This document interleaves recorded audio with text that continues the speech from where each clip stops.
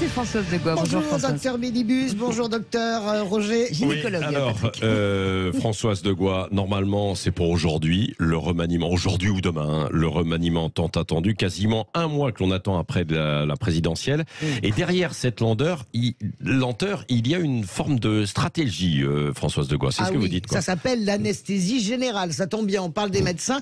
L'anesthésie générale prescrite par le bon docteur Macron.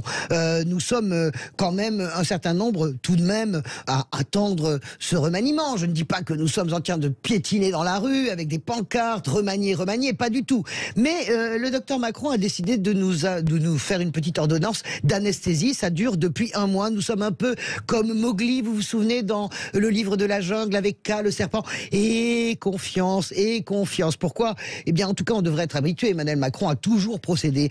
Si vous vous souvenez, probablement, il a toujours enjambé, anesthésié les campagnes électorales. Il les a toujours escamotées. Vous vous souvenez, en 2019, les européennes, paf, le grand débat. Des heures et des heures à sa gloire pour faire sa promotion. Et finalement, ces élections européennes qui ne se sont pas si mal passées pour lui. Vous vous souvenez, en 2021, municipales et régionales. Ah, zut, pas de chance, c'était la pandémie. Vous vous souvenez de la présidentielle, c'était il n'y a pas si longtemps. En matière d'anesthésie, on a rarement fait mieux, on n'a jamais fait aussi bien d'ailleurs pour une présidentielle.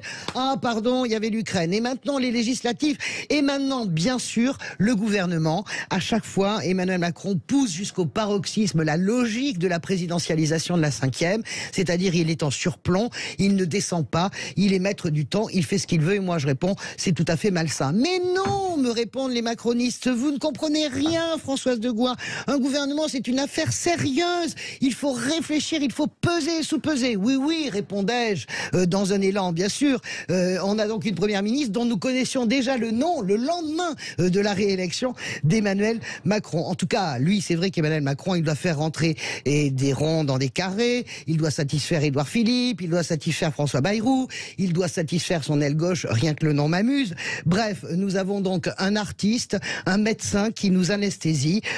Cette campagne a été simplement marquée par Tahabouaf et Jérôme Perrin, un partout Mélenchon-Macron, Oui. à part ça, rien. Bon, mais on veut quand même des noms. Ah bah ça c'est sûr, je savais oui. que vous vouliez des noms. Je le sais, petit coquin, Ouais, mais j'en ai pas plus que vous. Alors il y a les noms farfelus, il y a Renaud Muselier bien sûr qui ne cesse de dire « Je ne suis pas candidat à un ministère, je veux rester président de ma région ». Il y a Valérie Létard aussi, qui est une élue du Nord, qui ne connaît rien aux armées et qu'on donne aux armées. C'est un peu ennuyeux en pleine crise d'Ukraine. Valérie Létard de quelle famille? La famille LR. Ouais. Vous savez, Nicolas Sarkozy qui pousse dans les tuyaux pour faire passer les siens. Bon, alors des noms à peu près sûrs. On a Bruno Le Maire qui dit « Je veux rester à Bercy ». Je ne sais pas s'il y restera. On a il voudrait aussi l'éducation nationale. Ça, c'est quand même ce qui se dit beaucoup. Nous ne savons pas, c'est ce qui se dit. Lui, il dit Bercy ou rien. Ça se jouera entre Julien de Normandie et lui. Julien de Normandie pourrait aller à l'éducation nationale si Bruno Le Maire reste à Bercy. Sinon, on inverse.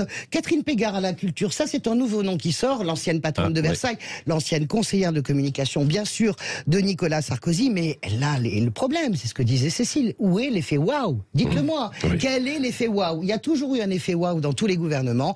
Il y avait évidemment Nicolas Hulot en 2017, Dupond-Moretti et Roselyne Bachelot lors du dernier remaniement en 2021. Emmanuel Macron lui-même avait été l'effet waouh du gouvernement Valls en arrivant de nulle part et en s'installant à Bercy. Dupond-Moretti et Bachelot, il y a eu un effet waouh par la suite? Oui, non, mais c'est l'effet waouh.